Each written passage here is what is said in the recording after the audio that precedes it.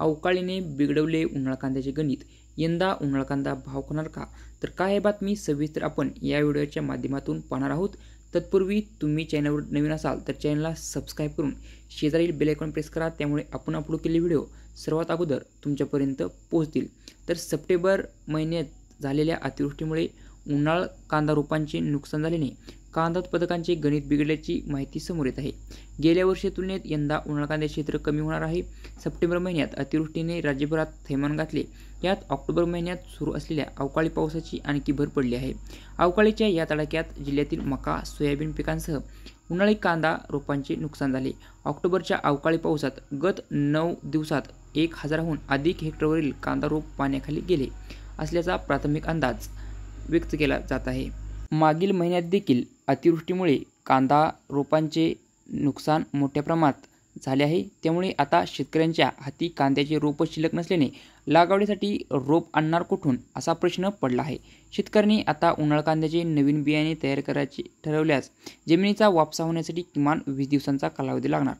वापसा झाल्यानंतर पेरणी केलेले बियाणे फेब्रुवारी महिन्यात लागवडीस येणार आहे, परंतु फेब्रुवारी महिन्यात कांदा पिकाच्या वाढीसाठी आवश्यक आणि पोषक ठरणारी थंडी नसते।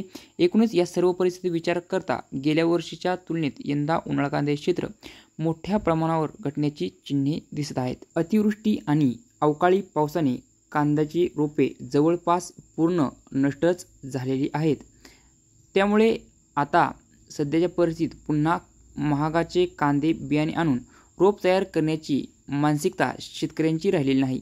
याशिवाय आता टाकलेले बियाणे फेब्रुवारीत लागवडीस येईल, या महिन्यात थंडी जास्त नसते, परिणामी उत्पादन घटणार। 1 एकर लागवडीसाठी 50,000 रुपयांचा खर्च येतो।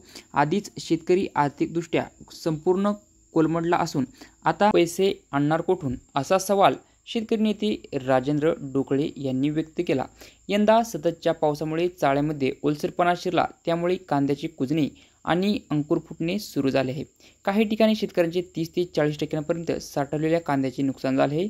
अनेक ठिकाणी चाळ्यांची छपरे गळत असल्याने आणि हवामान दमट झाल्याने कांद्याचा दर्जा घसरला आहे।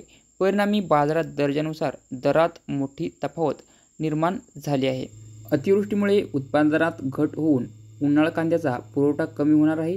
देशातील बहुतांश बाजारात कांद्याचा पुरवठा नाशिक, नगर, लासलगाव, येवला या बाजार समित्यांमधून केला जातो। यंदा या भागातील उत्पादन घटून देशातील कांदा निर्यातीवरही प्रभाव पडणार आहे। असे झाल्यास केंद्र सरकार अंतर्गत पुरवठा प्राधान्याने सुरू ठेवण्यासाठी मोठ्या प्रमाणात कांदा आयात करेल, परिणामी भाव देखील कोसळणार आहे। त्यामुळे शेतकऱ्यांसाठी सध्याची परिस्थिती ही दुहेरी संकटासारखी झाली आहे।